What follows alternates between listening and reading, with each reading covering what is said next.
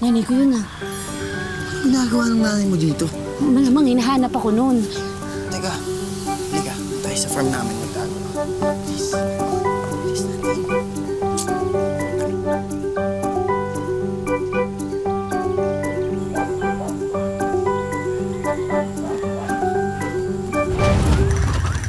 At ano sa tingin niyo ang ginagawa niyong dalawa? Nagtatago sa halamanan, madam. Napansin ko nga, Sharon, hindi ako bulag. Ibig ko sabihin kayong dalawa, bakit kayo magkasama? At ikaw, Aris, kailan kong pinayagan sumama ka dyan sa haliparot na yan? Ma! Hoy! At sinong haliparot? Hoy. Lloyda, kahit kailan, hindi haliparot ang anak ko. Baka naman kasi, yung anak mo, dinidemonyo ang utak ng anak ko. Hoy!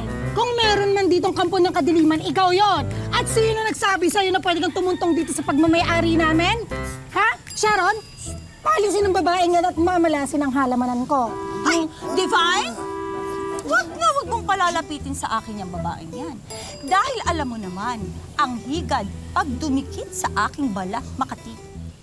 At teka lang muna, sino nagsabi sa'yo na pag-aari mo to? Excuse me, yung punong yan, hanggang dyan ang pag-aari namin! Hoy! Hoy! Hoy! Hanggang dyan sa may bakod ang sakop ng pagmamayari namin. Naman, pwede ba? Huwag na nga kayo mag-away ni Aling Presi. Kakarampot ng lupa, pinag-aawayan nyo. Tama. Nay, kunti lang naman to. Baka pwede magbigayan na po kayo. Lang, di ba? Oh. Hindi! Malalim ang pinag-ugatan ng alitan ng mga pamilya natin. Kaya nga anak, hindi ako papayag na magkatuluyan kayo ng lalaking yan! Hoy! Teka! Basta!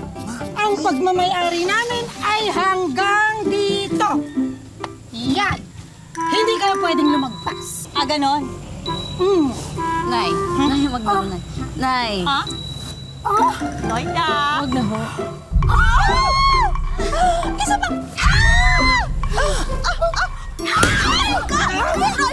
Ginawa mo ba? Nay, okay ka na. Sakit, Lloyda!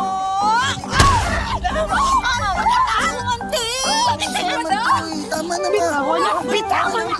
Anak, bitawan mo ko, anak! Hoy! Busahin ko lahat eh! Impacta ka talaga! Madaan ka talaga!